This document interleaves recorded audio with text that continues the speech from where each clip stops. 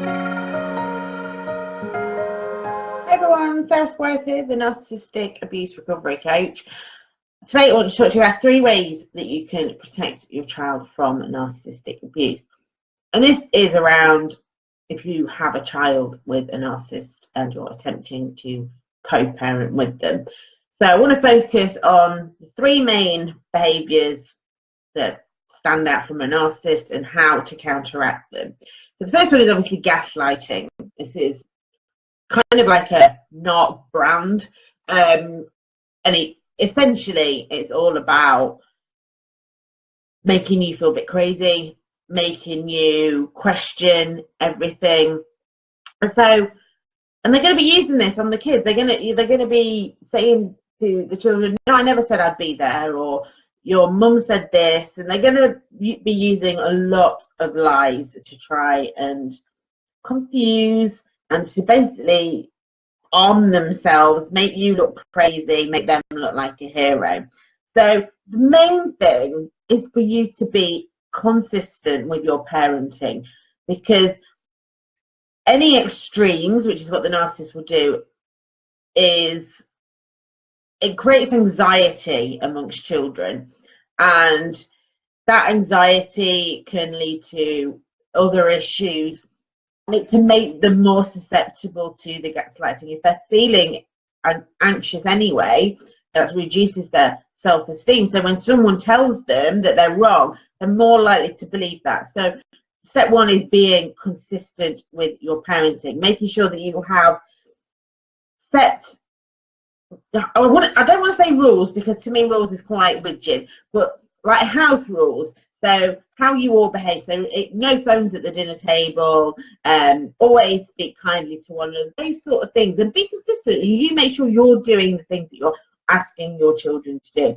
The second one is projection, which is where a narcissist will basically accuse you of doing all the things that they are doing. And again, they will be doing this to their child. They will be saying to the kid, when they're shouting, when the narcissist is shouting, they will be saying to the kid, why are you so angry? Oh, you're so angry all the time.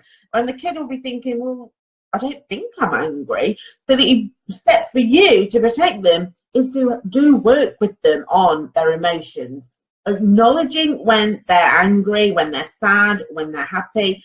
Because the narcissist won't do that. The narcissist has no empathy, so they won't recognise that they're feeling any of these things. So for you, it's doing that work around, you look like you are feeling a bit sad. Does it hurt anywhere? And explore what being sad means for them. Explore what being angry means. Another great way for you to model all of these things, label it at the time. If you're puffing and puffing around the kitchen because you've just had a stressful phone call or something, say out loud, say, oh, I feel really angry at the moment, so that your children know what it is, they know how to recognise it, and they know how to deal with it, because they're going to learn how to deal with their emotions from their parents.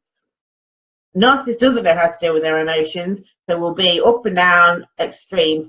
So that consistency that I've already spoken about, and like I say, labelling it, and you learning how to deal with your own emotions is going to play a massive part in that. And the final one is narcissists rule by fear. They will get people to do what they want because there's a threat hanging over them. Now, it may be a direct threat. They may come out and say, if you don't do that, then this will happen. Or it may be an implied threat of, oh, wouldn't it be awful if something happened to so-and-so, or that kind of thing. I'm sure you've already experienced it. And this is how they'll treat their children. So particularly with parental alienation, one of the main things that they do is they get their kids to say things that aren't true to other people, like, oh, I don't want to see mummy, or I don't want to see daddy, or mummy hurts me, or daddy hurts me. Because what's happened is the narcissist has said to them, if you don't say these things, we'll be made homeless and we'll never see each other again. And they make those threats, so all the responsibility is put on the child. So they feel they have no choice other than to say these things, even though they know it's not true. They feel they have no choice but to say, because otherwise all these horrible things are going to happen. It's going to be all their fault. And this is how a narcissist will rule. They will rule with fear. So for you, how you counteract that is, first of all, is use lots of positive reinforcement. So when they're doing something good, lots of praise, lots of hugs, lots of, oh, you're amazing, I'm so proud of you, you've done fantastic. They won't get any of that from the narcissist, so it's going to be even more powerful when they get it from you. So make sure that you are putting lots of things on them, but also talking to them about and explaining to them that certain things are not appropriate for children. It's an adult issue. So when they talk, if they were to say something to you that you felt had been parroted directly out the words of the narcissist, you can say to them, that doesn't sound to me like something that you would say, but I understand that maybe someone's told you to say it, and that's okay. That's an adult issue though, and you don't need to be involved in that. And just reassure them that whatever they've been threatened with won't happen, that everything's fine, and give them lots and lots of reassurance. Hope you found that helpful. Tip of the iceberg, I know, but those are 3 really, really important things that you can do with your children on a day-to-day basis to protect them that little bit more. Take care, everyone.